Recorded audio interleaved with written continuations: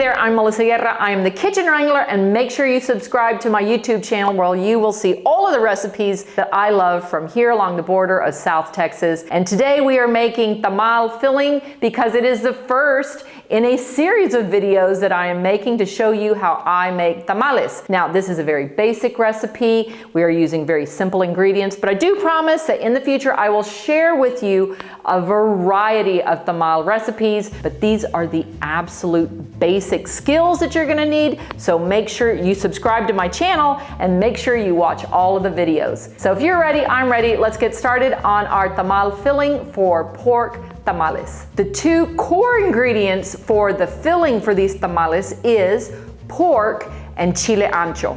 Let's get to work on the pork meat first. You can really use any part of pork, anything, but what's most convenient is to buy a pork picnic shoulder butt. Now they have bone in them, and that is terrific because that's gonna give you a lot of flavor. So this pork shoulder butt weighs about 4 to 5 pounds. We're gonna put it in the stock pot and we're gonna add an onion, some garlic, a little bit of salt, cover it with water, and we're gonna bring it to a boil. It takes about an hour and a half to cook this shoulder butt. As long as it's no longer pink, then it is absolutely cooked. You can use an Instapot or you can use a pressure cooker if you want to cut down on the cooking time of your pork, or you can roast the pork as well. However, you need some of that pork stock for making the masa, which you will see in some of the next videos that I'm making on tamales. So I really like using a big old-fashioned stock pot and just bringing the pork to a boil, because then you have a lot of stock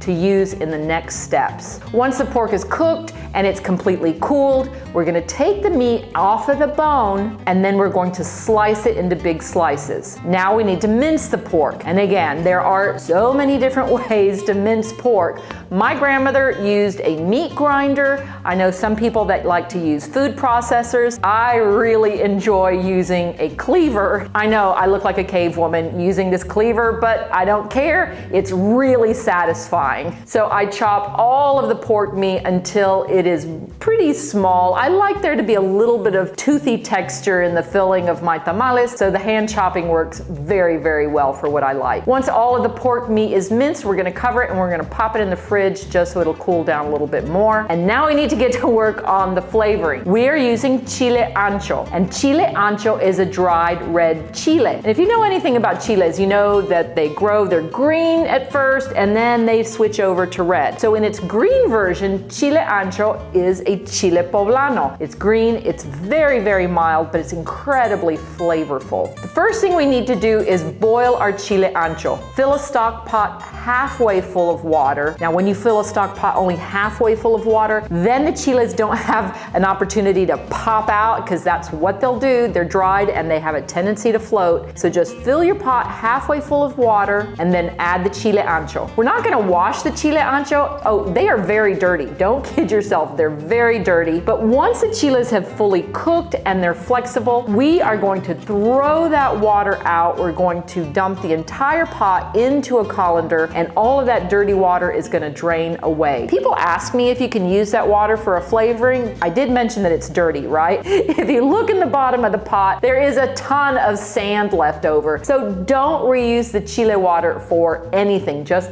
get rid of it. I even give a little extra rinse to my chiles once they've cooked, just to make sure we get all the sand off of them. Those chiles are wrinkly and you can hide a lot of dirt in those wrinkles. Now we need to take the top and the seeds off of the chiles. Using 2 pairs of tongs, you can just simply remove the stem. They're very soft, it comes off very quickly, and we're gonna dip the chiles into a bowl of water. I like to pull the chiles apart, which exposes all of the seeds, and the water just pulls all of the seeds right out. If your hands are sensitive, you have sensitive skin, use gloves. Working with chiles can irritate your eyes as well. So just be careful, wear gloves, and don't rub your eyes. Add the prepared chilies to your blender. We're gonna add a little bit of garlic and some of the pork broth. You may need to add more pork broth as you're going along so that the blender will actually puree the chilies really well. It doesn't really matter how much you add. It's not gonna change the flavor or the quality of your filling at all, but you may overfill your blender, so watch for that too. Puree the chilies until they're very, very smooth. If you feel like you've added too much pork broth, you may end up having to puree the chiles in batches, but it's okay, it's all gonna cook down later. Now it's time to assemble the pork and the chile flavoring. Using my trusty molcajete, I'm gonna grind up some salt and some whole black pepper. Add a little bit of lard to your largest cooking pan. This is mine, it is so huge. I think it holds about 4 or 5 quarts. It's a straight-sided saute, works really well for me, but if you have a really large Dutch oven, that works too. Once you heat the lard, then add the chopped pork meat and let that heat through. I'm not gonna add all of it because this is kind of difficult to mix. I'm adding just a portion of the pork meat, and then we're gonna add a portion of the chili puree. Alternate back and forth, adding portions of the pork meat and the chili puree until they're all combined. Allow the filling to simmer. We're gonna add the spices that I ground up in my molcajete. The filling is only gonna simmer for about 15 minutes. There are some people that like to simmer it for longer,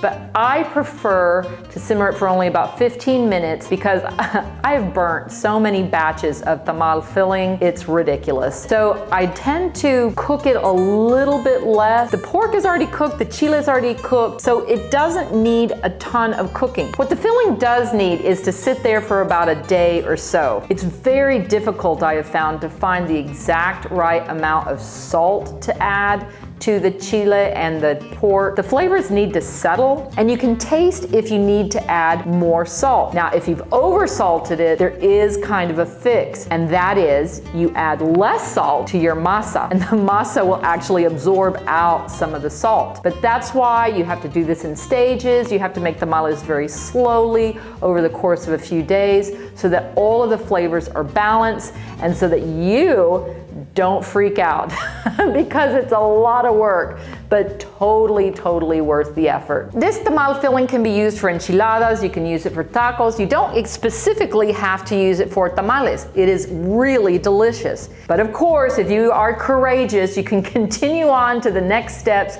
and watch me prepare the masa, the hojas, meaning the shucks, and I can show you how to cook them as well. Well, that's it for making the tamal filling. You know, if you have any questions, you can email me at help@kitchenwrangler.com, or you can message me through Twitter, through Pinterest, through Instagram, through Facebook, through TikTok. I'm all over the place, and I'm always looking forward to hearing from you. I'm Melissa Guerra, I'm the Kitchen Wrangler, and I'm looking forward to seeing you here at the ranch again soon. Bye now.